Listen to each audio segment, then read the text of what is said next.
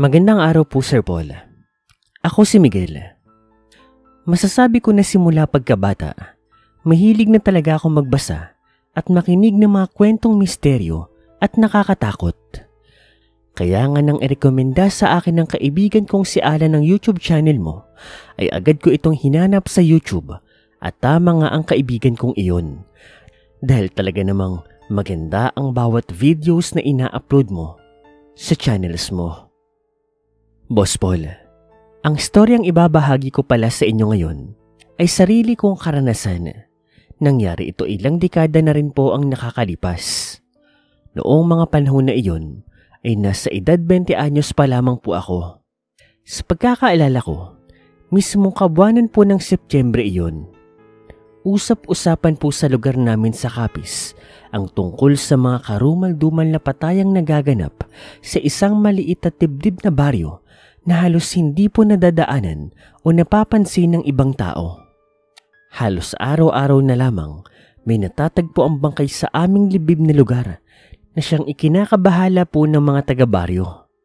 Hindi naman ganoon ang lugar namin dati, ngunit sa hindi malamang dahilan ay bigla na lamang binalot ng kilabot at kababalaghan ang aming tahimik na baryo. Simple lamang po ang pamumuhay na meron ng aming pamilya. Mga ngaso ang tatay ko, samantalang labandera naman po si nanay. At nang dahil sa kahirapan, maaga akong huminto sa pag-aaral at sa edad 13 anyos, tumutulong na ako sa aking mga magulang sa pagkakayod upang may pangtustos kami sa pang-araw-araw. Sa pagkakaalala ko, ay umaga po yun ng Biyernes, eksaktong alas 6 ng umaga. Kagaya ng nakasanayan, ay maaga kaming nagising ng pamilya ko. Nasa loob ng bahay nun sina nanay at tatay. Nagkakape sila habang nakikinig sa radyo. Nasa bakuran naman ako ng aming bahay at abala sa pagpapakain po ng alaga naming mga manok. Samantala ang mga kapatid ko naman ay abala sa pag-aayos ng kani-kanilang sarili para sa pagpasok sa eskwelahan. Matapos kong pakainin ang mga alaga naming manok, ay saka ko nagmamadaling bumalik sa loob ng bahay. Naabutan ko pa nga sina nanay at tatay na seryosong nag-uusap. May natagpuan na naman daw bangkay. Aba, halos araw-araw na lang ah. Habang tumatagal ay mas lalong nagiging nakakatakot ang panahon. Nasa na ba kasi ang mga batang yun? Ang tagal naman nila magsibihis. Tawagin mo na nga Elliot. Napailing-iling na lang na napatayo si tatay. Sa kanya tahimik na sinunod ng utos ni nanay. Si tatay talaga, kapag si nanay na ang nag-utos sa kanya, ay hindi na siya nakakapalag. Kaya masasabi kong sa loob ng aming bahay ay si nanay ang aming boss. Hindi rin naman tumagal, bumalik na si tatay sa sala at kasunod niya ang mga kapatid ko. Bilis, kumain na kayo at baka mahuli pa kayo sa klase. Saka may dadaanin pa ako mamaya. May noodles doon sa lamesa sa katoyo. Bilisan nyo na't kumain na kayo. Akay, pakainin mo na nga yung mga kapatid mo. Si Akay ang sumunod sa akin. 2 taon lang po ang tanda ko sa kanya. Nasa ika-2 baitang na ito sa high school at simula elementarya ay palagi itong nakasali sa honor list. Si Anto naman ang ika-3, 12 anyos. Nasa 6 na baitang. Ang bunso naman namin ni si Tricia. Nasa ika-2 baitang sa elementarya. Bilisan nyo na't ihahatid ko pa kayo. Tay, yung baon pala namin baka makalimutan mo. Eto. Tigpipiso muna kayo magkakapatid. Akay, sa'yo itong 2. Pag makaluwag-luwag, saka ko nadadagdagan yung mga baon ninyo Sapatayin sa pangmerienda nyo. May inihanda naman ang nanay nyo na babaunin ninyo sa pananghalian. Makaraan ng ilang mga sandali, umalis na rin po sila. Si tatay na po ang nag-atid sa mga kapatid ko sa paaralan. Samantalang naiwan naman ako sa bahay namin. Kasama ko si nanay. Tinulungan ko pa nga si nanay sa pagbubuhat ng malaki at may kabigatang palangganan nito na puno ng mga labahin. Ang dami ng labahin nyo na Tulungan ko na kayo. Kaya ko na ito anak. Saka di ba may usapan kayo ng tiyo-timo mo? Tutulong ka ngayon sa bukid niya, hindi ba? Opo. Side din kasi yun Pangdagdag lang natin. Kaya nga. Pero kaya ko na ito, anak. Ipunin mo ang lakas mo para doon. Ako nang bahala rito. Napangiti ako sa huling sinabi ni nanay. Para sa amin, anumang trabaho ay kaakibat na salapi na maaaring makapagpawi ng aming gutom at pagkauhaw. Ni Sentimo ay iniingatan namin ito ng maigi. Hindi sa pagbubuhat ng sarili kong bangko, ngunit sa katunayan, kahit na nakakatanggap na ako ng sarili kong sweldo, ay palagi ko pa rin inuuna ang kapakanan ng aming pamilya. Sige nay, alis na ho ako ah. Baka kanina pa ako hinihintay ni Tiyo Timong sa bukid. Sige anak, mag-iingat ka. Huwag masyado magpapagabi ng uwi ha. Saka pakisabihan na lang po si tatay mamaya na huwag niyang kakalimutang dumaan sa bahay nila lola. Pinapatawag kasi siya roon kahapon. Nasabihan ko na naman ng tatay mo pero hayaan mo. Ipapaalala ko ulit mamaya sa kanya. Sige po nay. Alis na po ako. May isa kong tinahak ang masukal na kagubatan patungo sa bukid ni Tiyo Timong. Si Tiyo Timong, kapatid po siya ng tatay ko. At kagaya ni tatay, pamilyadong tao na rin po ito. Ngunit, tumutulong naman ito minsan sa aming pamilya. Masasabi kong medyo angat ang buhay nila kaysa sa amin. Boss Paul, malayo po ang bahay namin mula sa mga kabahayan at sa katunayan ay halos mga nagsisilakihang mga pulong kahoy lang ang pumapalibot sa munti naming tahanan. May kalayuan din ang bukirin ni Tiyo Timong mula sa amin. Ngunit dahil sanay na ako sa pabilisang paglalakad, ay mabilis ko itong narating. Ilang minuto lang po siguro yun. Magandang araw ho, Tiyo. Pasensya ka na at ngayon lang po ako nakarating. Aba, hindi naman Miguel. Ang aga mo nga eh. Ganun po ba? Dapat to mas maaga pa ako. May mga inayos lang po sa bahay. Ano ka ba? Ayos lang. Nakapag-agahan ka na ba? Mabuti pa samahan mo muna akong kumain. Nagluto kanina ng sinigang na isda ang tiya Bet mo. Naabutan ko pang aking tiyuhin na nakaupo sa ilalim ng puno ng mangga at kumakain. Si Tia Bet po yung babaeng napangasawa ni Tiyo Timong. Taga Bicol po ang babae. Kagaya po ng tiyuhin ko, mabait din po si Tia Bet. Nako Tiyo, hindi ko matatanggihan yan. Paborito ko pa naman po tong isda na sinigang. Alam ko, kaya nga dinamihan ko ng dali.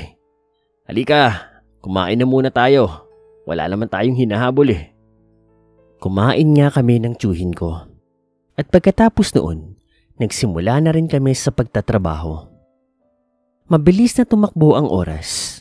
Pagsapit po ng hapon, bandang pasado 5:30, tumigil na rin po kami sa pag-aararo. Pinadalhan pa nga ako ng tiyuhin ko ng isdang tilapia na binili ni Tita Bet sa palengke. Tuwang-tuwa ko naman tinanggap yun. Ilang beses pa nga ako nagpasalamat sa kanila. Tahimik na tinataha ko ang masukal na kagubatan at medyo kadilimang kagubatan ng hapong na iyon pauwi ng bahay. Nang bigla na lamang akong nakarinig na tila may pumapagaspas na pakpak. Nawari ko ay nagmula sa napakalaking ibon. Noong una, hindi ko yun pinansin. Sa halip ay nagpatuloy lamang ako sa paglalakad. Nasa ganoong kalagayan ako nang bigla na lamang may humugpang na babae na putulang kalahating katawan sa aking harapan. Sa sobrang pagkabigla, nabitawan ko pa ang supot ng isda na bitbit ko. Bahagya akong napaatras palayo sa nakakatakot na nilalang. Sino ka? Ano kailangan mo? Wala akong nakuhang anumang tugon sa babaeng manananggal at sa halip, naglalaway lamang itong nakatingin sa akin. Sa mga sandaling iyon, aaminin ko na hindi ko maiwasang makaramdam ng takot at pandidiri. Duguan kasi ang mukha ng babae na sa mga sandaling yon ay sigurado ako na isang manananggal. Binata! Mukhang malambot pa ang laman mo. Ikaw ang susunod na magiging hapunan ko ngayong gabi. Sinong tinakot mo? Hindi ako natatakot sa iyo. Ano ka? Hilo! Aba, matapang. Yan ang gusto ko. Napasulyap ako sa tumpok ng buhangin nasa paanan ko. Sunod-sunod akong napalunok. Isang matinis na halakakang napakawala ng babaeng manananggal. Binuka nito ang malapad at maugat niyang mga pakpak sa kanya ko inatake. Bago pa tuluyang nakalapit ang babaeng manananggal sa akin, ay dumukot ako ng buhangin, saka isinabo yun sa mukha ng manananggal. Napasigaw ang manananggal. Natamaan siya ng buhangin sa mga mata. Kinuha ko naman ang pagkakataon na iyon. Mabilis akong napatakbo pa uwi sa bahay. Mabuti na lamang, sa ulado ko ang pasikot-sikot ng kagubatan na iyon kaya hindi ako naligaw. Habang tumatakbo, ay may nakabanggaan pa ako. At kung hindi pa nagsalita ang lalaki, ay hindi ko pa malalaman na si tatay pala ang aking nakabanggaan. Miguel, bakit ka ba tumatakbo? Bakit ka humahangos? May nangyari ba? Tatay, may humarang sa akin na manananggal kanina. Pisting yawa. Mukhang bala ka rin ata niyang biktimahin. Mabuti na tara na't umalis na tayo rito. Nang makauwi kaming mag-ama, ay agad na naikwento ko sa aking pamilya ang nangyari. Laking pasalamat pa nga ng mga ito dahil nakauwi raw ako ng ligtas. Ilang ulit kaming pinagsabihan na huwag nga raw kaming uuwi ng gabi. Huwag gumala sa kung saan dahil baka makatagpo namin ulit yung aswang at baka maging kwento na lang daw kami. Kung hindi pa nag-aya si nanay na kumain ng hapunan, ay hindi ko pa maaalala na naiwan ko pala ang pinadalang isda sa akin ng tiyuhin ko. Hindi ko tuloy maiwasang makaramdam ng awa sa isda dahil nagawa ko itong iwanan. Pero syempre, nangihinayang din ako. Paborito ko pa naman yon. Kinagabihan po nun, hirap na hirap akong makatulog. Katabi ko lang noon yung bunso kong kapatid. Maliban sa huni ng mga kuliglig, ay binabalot na ng katahimikan ng paligid. Sa ikatlong pagkakataon, muli akong napabuntong hininga. Hindi ko alam kung bakit pero hindi talaga ako makatulog ng gabing yun, na parabang may mangyayaring hindi maganda. Napaupo pa nga ako sa banig at pilit kong inaaninagan ang mga taong nakahiga sa paligid ko. Nasa ganoon akong kalagayan nang biglang humangin at nilipad noon ang kurtinang nakatabon sa butas-butas naming bintana. Agad na naagaw noon ang atensyon ko. Napasulyap pa nga ako mula roon ngunit ganoon na lamang ang pagkakagulat ko nang pumungad sa akin ang mukha ng isang babae na nanlilisik ang mga mata habang nakatingin sa akin. Sa sobrang pagkagulat, malakas akong napasigaw dahilan upang magising ang mga tao sa aming bahay. Tinanong nila ako kung ano ba ang nangyari. Tinuro ko naman ang bintana. Mukhang nasulipan din ni tatay mula sa labas ang kalahating katawan ng manananggal. Miguel, magmadali ka at kumuha ka ng asin at bawang sa kusina. Mabilis na kinuha ni tate ang kanyang itak. Tinutok niya yun sa manananggal na nasa labas pa rin ng bintana. Si nanay naman, inasikaso ang mga kapatid ko. Dali-dali naman ako lumabas ng aming kwarto at dumiretso ng kusina. Natataranta pa nga akong hinanap yung bawang at asin namin.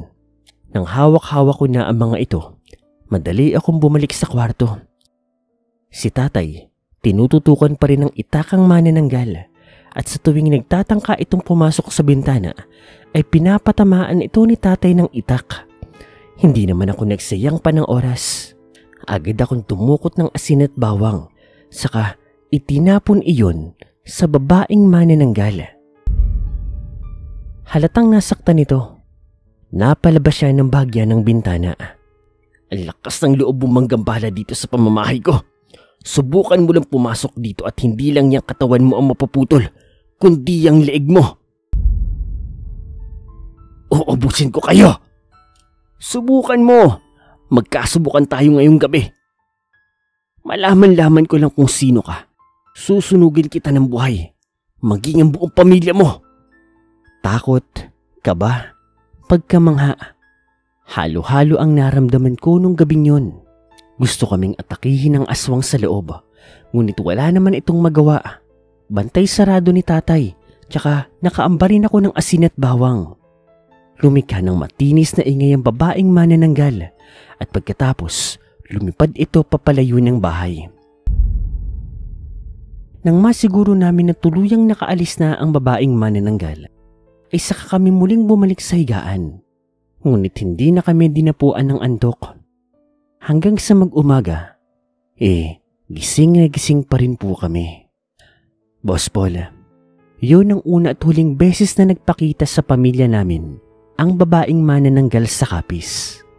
Ipinagpasalamat na lang po ng aking pamilya dahil wala ni isa sa amin ang nagawang sakta ng manananggal.